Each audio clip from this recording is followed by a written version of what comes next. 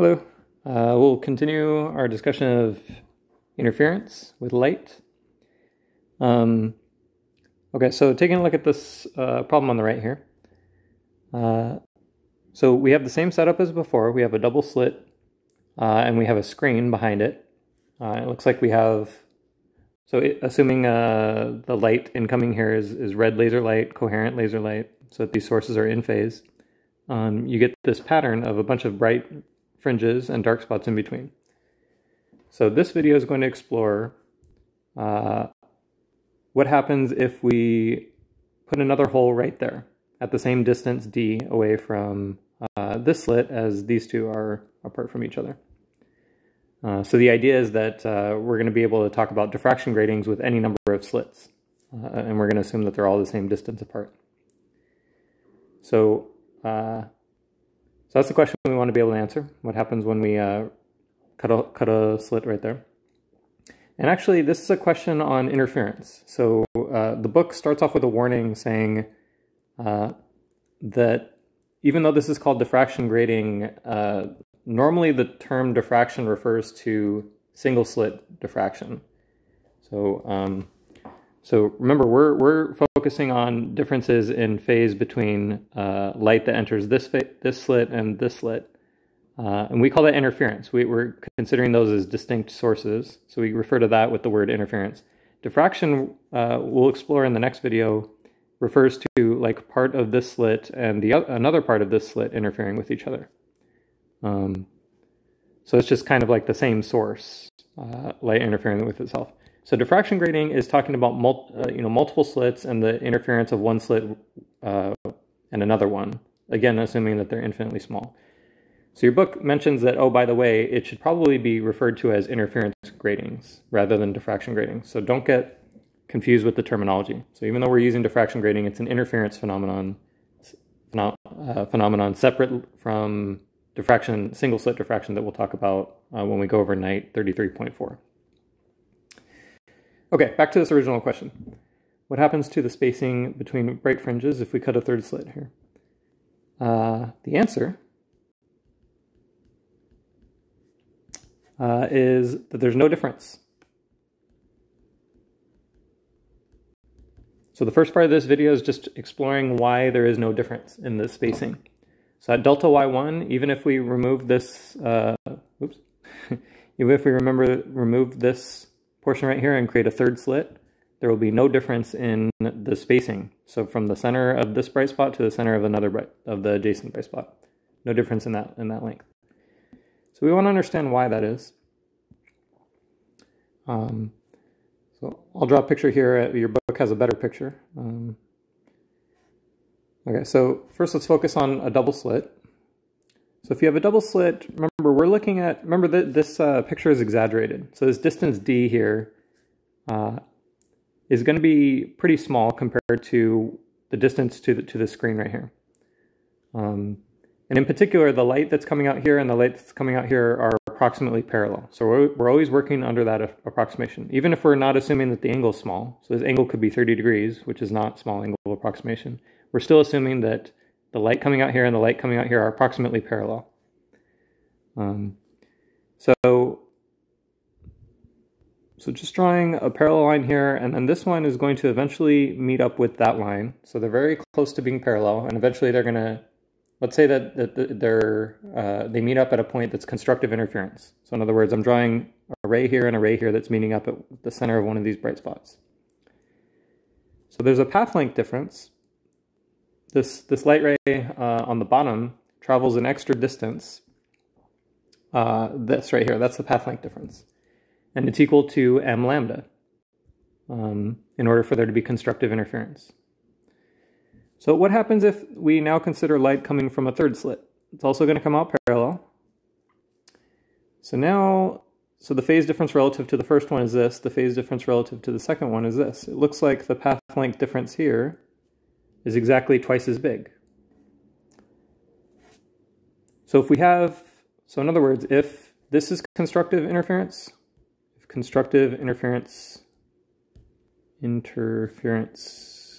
here, then constructive interference here.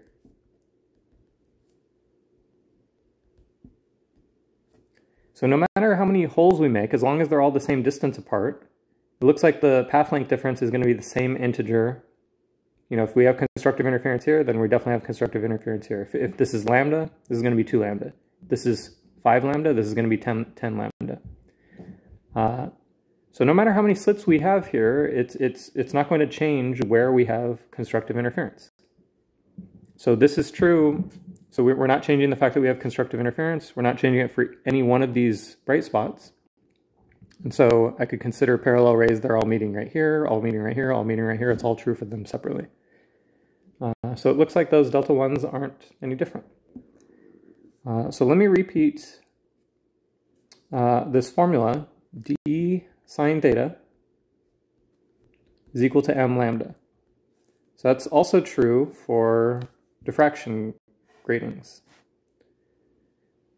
Okay, so the position, so if m is an integer, then those give you the positions of constructive interference. So it's also, so this is the same formula as before, the same video, the same formula as the last video that we did. So I'll just write that this is also true for diffraction gratings. It predicts the same positions for both the bright spots and the dark spots. Okay. Now, I want to give 2 warnings though. So that equation is true, but 2 warnings. So first, oh, by the way, your book gives a much better picture than what I can draw here. Just talking about how the effect for multiple slits, but they're emphasizing the same point right there, and they give the same formula. The first warning is that, so diffraction gratings, as we'll see later, the distance between slits for diffraction gratings tends to be really small. Small for diffraction gratings. So we'll talk in a little bit about so diffraction gratings in nature or ones that you produce.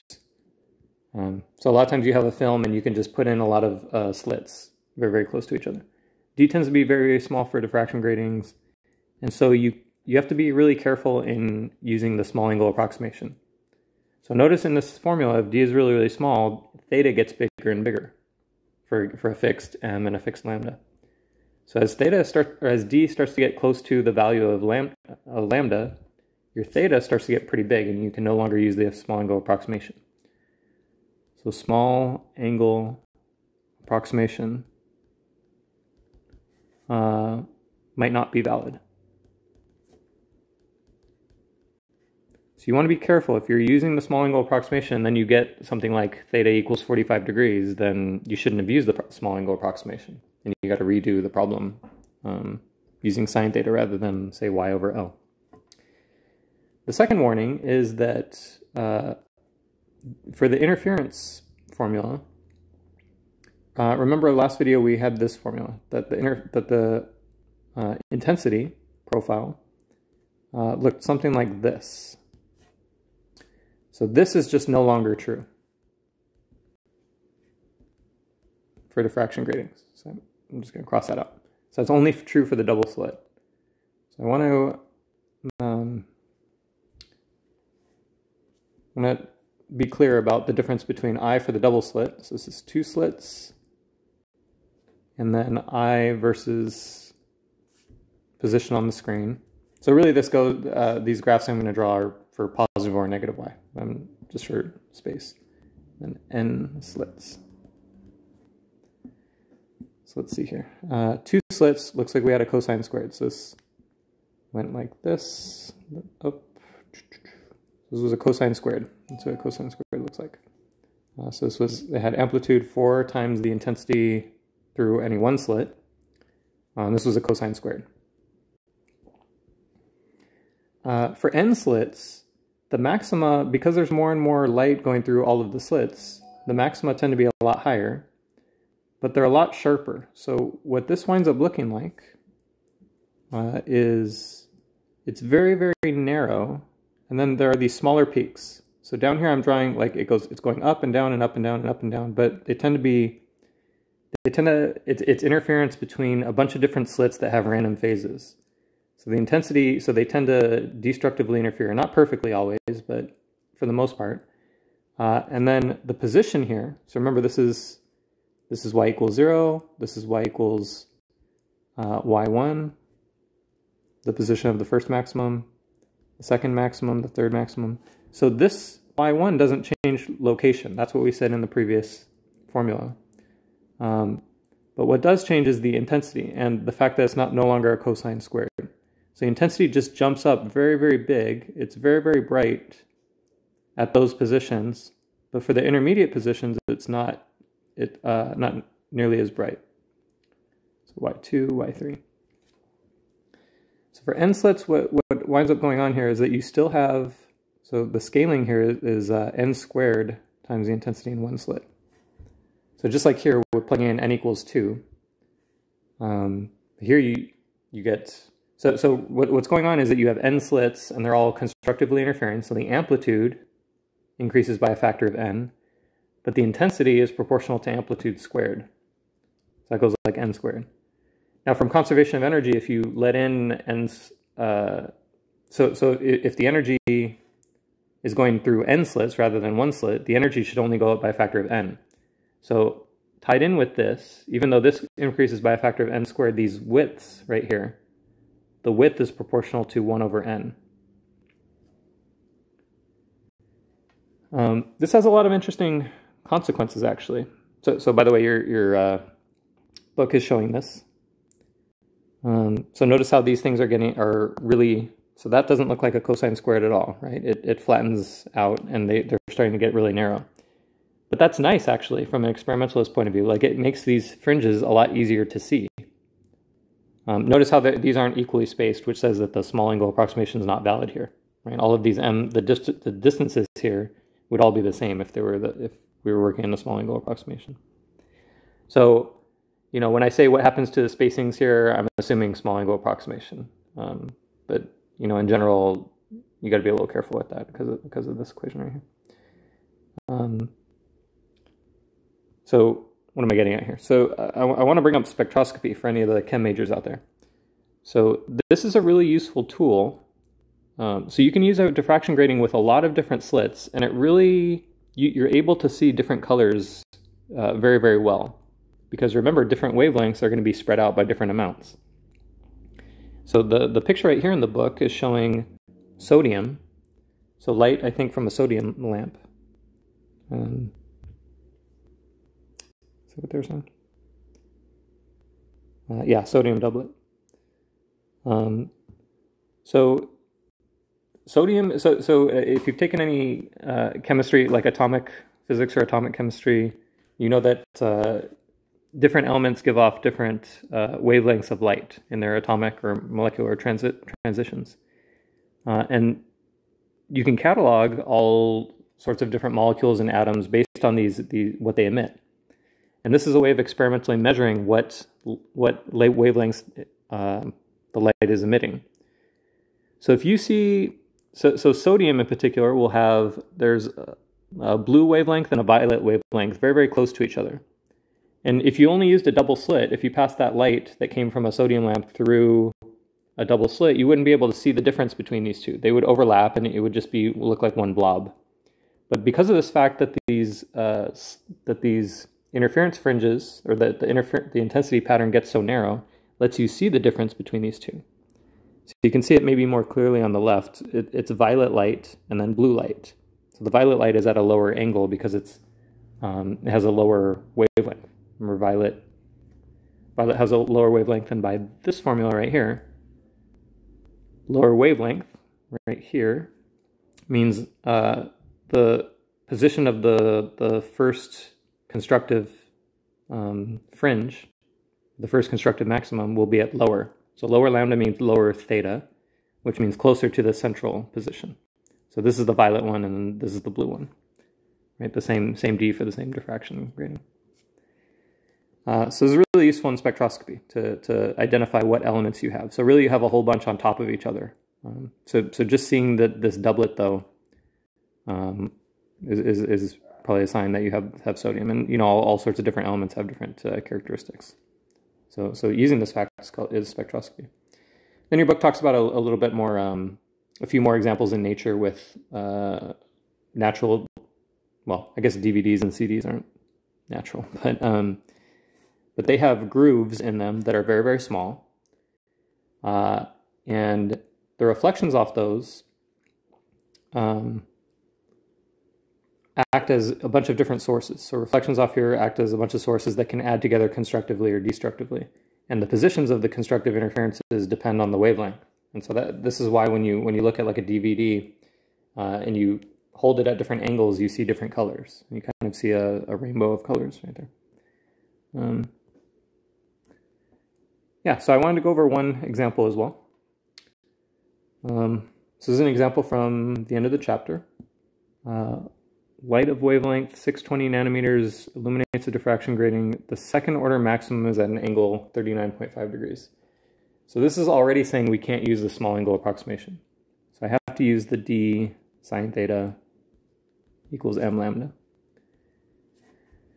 How many lines per millimeter does this grating have? So, by the way, they've told us a lot of info in this problem. They told us the wavelength of light. They told us that we're looking at the second order maximum. Second order max means that m equals 2. So in other words, m equals 2 right there. And they also told us that this happens at angle 39.5 degrees.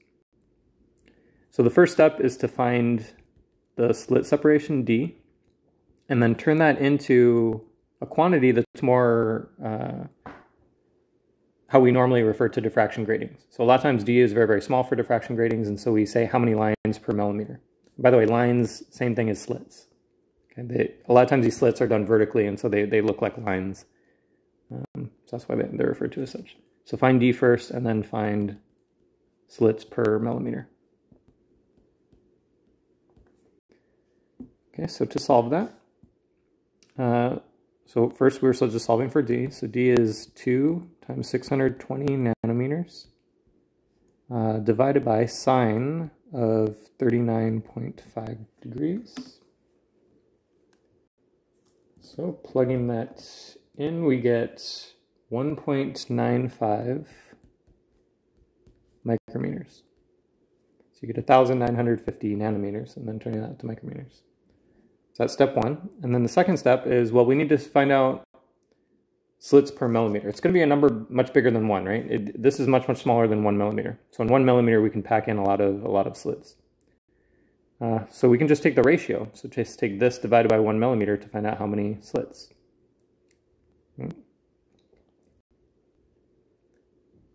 So we have 1 millimeter divided by 1.95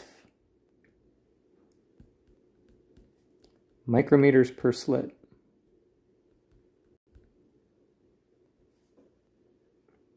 Will give us a certain number of slits, right? And in order to cancel out the units, I'm going to change 1 millimeter to 1,000 micrometers. And the micrometers will automatically cancel out. So I just need to do 1,000 divided by 1.95. Looks like we get 513 slits. And this is per millimeter. Slits per millimeter.